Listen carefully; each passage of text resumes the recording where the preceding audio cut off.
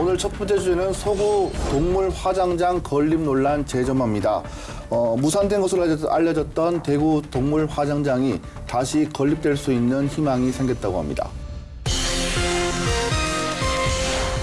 대구 동물 화장장이 다시 건립될 수 있는 대구 서구청은 지속적으로 허가를 내주지 않았었는데요. 반복된 서구청의 이제 보안 통보 지시는 민원 처리 위법이 아니냐 이렇게 지적을 했는데요. 대구시가 이를 인정하지는 않았습니다. A씨가 서구청을 상대로 이제 행정소송을 제기를 했는데요. 이 행정소송 결과가 이번에 나오면서 상황이 뒤집힌 겁니다. 재판부는 동물 화장장 시설이 개정된 그 동물법상으로도 적법하다 이렇게 판단을 했는데요. 네. 물론 이제 서구청은 뭐 즉각 항소를 하겠다 이렇게 밝히고 있는. 네, 이 주제는 지난 시사토크 이호공감 시간에도 한번 이야기를 한 적이 있는데요.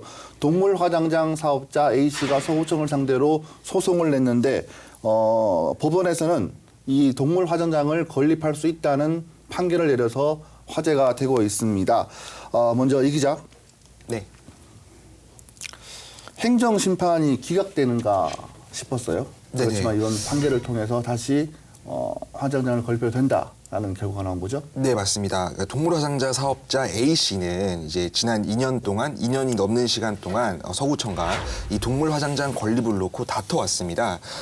환경평가 결과 또 올해 새롭게 제정된 이제 동물화장장 법 등을 이유로 대구 서구청은 계속 지속적으로 허가를 내주지 않았었는데요.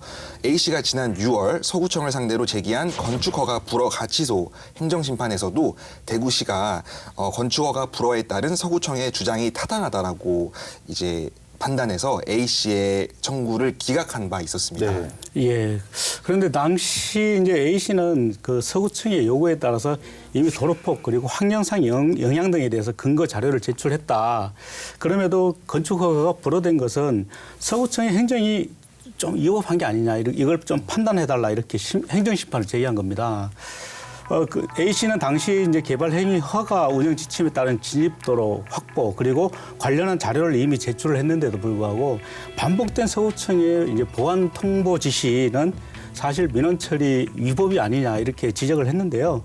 대구시가 이를 인정하지는 않았습니다. 결국 이제 서구 동물 화장장 건립은 사실상 이제 숲으로 돌아가는 게 아니냐 이런 이제 이야기까지 나왔던 거죠. 네. A씨는 이제 당시 그 결과를 보고 어처구니가 없다. 과연 대구시가 법을 제대로 적용하는지 의문스럽다라고 말을 했는데요. 2년간의 갈등이 이걸로 끝나지는 않았습니다. A씨가 서구청을 상대로 이제 행정소송을 제기를 했는데요. 이 행정소송 결과가 이번에 나오면서 상황이 뒤집힌 겁니다. A씨가 지난 4월 서구청의 건축허가 불허가 처분이 부당하다며 제기한 두 번째 행정소송이 이번에 5개월 만에 재개됐습니다. 네. 예, 방금 이 기자께서 얘기하셨듯이 A씨는 2017년 5월에 서구청의 건축허가 반려가 부당하다 이렇게 해서 이제 행정소송을 냈었죠. 그리고 이제 대법원에서 최종 승소를 했었는데요.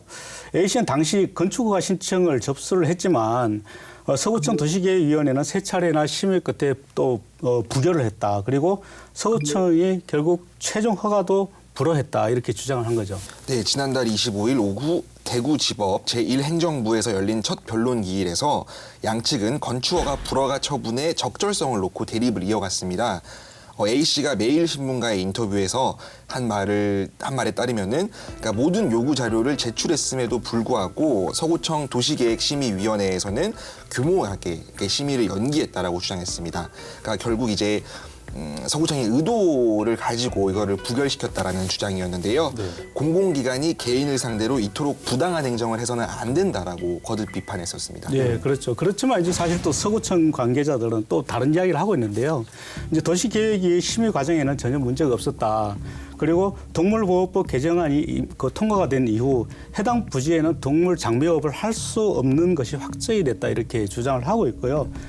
또 동물보호법 개정안에 따르면은 20가구 이상 민가 밀집 지역이나 또는 학교에서 300m 이내에는 동물 장묘 시설이 들어설 수 없도록 바뀌었기 때문에 당연히 이 부분은 불허하는 게 맞다 이렇게 얘기를 하고 있습니다. 지금 A씨가 주장하는 곳과 인근에 있는 개성고등학교와의 거리는 불과 192m 정도밖에 거리가 차이가 나지 않습니다. 네. 그렇죠. 그러니까 이번 행정소송의 쟁점은 그러니까 재판부가 건축 허가와 이제 동물 장묘업 등록을 분리해서 판단해 달라는 A 씨의 이런 주장을 받아들일지가 이제 관건이었는데요. 네. A 씨는 건축물을 짓는 데 필요한 건축 허가와 사업 개시를 위한 동물 장묘업 등록은 엄연히 다른 것이다라며 이제 뭐 부당한 심의 과정을 통해서 불허 처분된 건축 허가는 무효라는 입장을 계속해서 펼쳐왔었습니다. A 씨는 동물보호법 개정에도 사전에 영업 등록을 신청한 사업자 같은 경우에는 종전 규정에 따른다는 예외 규정도 있고 또 서구청이 고의로 건축 허가를 지연시키는 사이 동물보호법 개정이 이뤄진 점을 들어서 법적으로 다툴 여지가 충분하다라고 말을 해왔습니다. 그러면 결과는 이제 결과적으로 보면 이번 행정소송 결과를 보면 A 씨의 예상이 맞았다고 볼 수가 있는 거네요. 네, 그렇습니다. 재판부는 건축법에서 정한 건축허가 요건을 충족하고 또 시설의 규모가 그리 크지 않은 데다가 특정 날짜나 시간대에 이렇게 이용객들이 몰릴 가능성도 적은 점 등을 고려를 해서 이 사건 신청지에 동물 장묘 시설이 들어선다 해도 뭐 진출입로나 주변 교통 상황에 지장을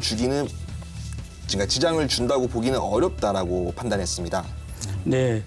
또 사실 그 재판부는 그 A 씨의 동물 화장장 시설이 개정된 그 동물법상으로도 이제 적법하다 이렇게 판단을 했는데요. 네.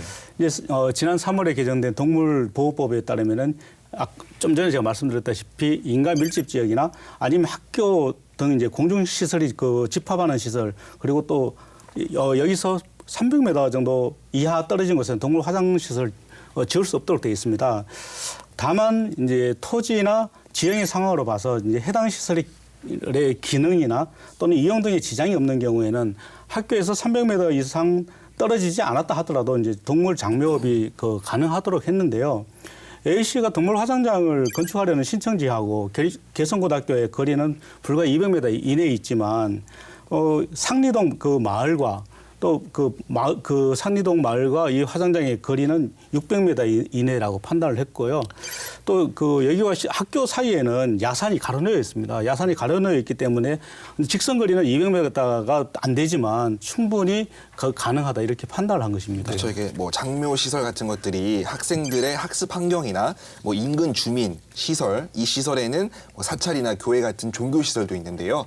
뭐 이런 것들의 생활 환경과 이렇게 지장을 초래할 정도로 이렇게 가까이 붙어 있지 않다라고는 이제 재판부는 판단했습니다. 서구청은 이제 기대 이하의 결과가 나왔을 것 같은데 서구청의 어떤 반응을 좀 살펴보셨습니까? 예, 물론 이제 서구청은 뭐 즉각 항소를 하겠다 이렇게 밝히고 있는데요. 서구청 관계자는 판결에 따른다면 건축 허가를 내줄 수밖에 없는 상황이다. 하지만 이를 좀 받아들이는 상당히 어렵다라고 이야기를 하고 있고요.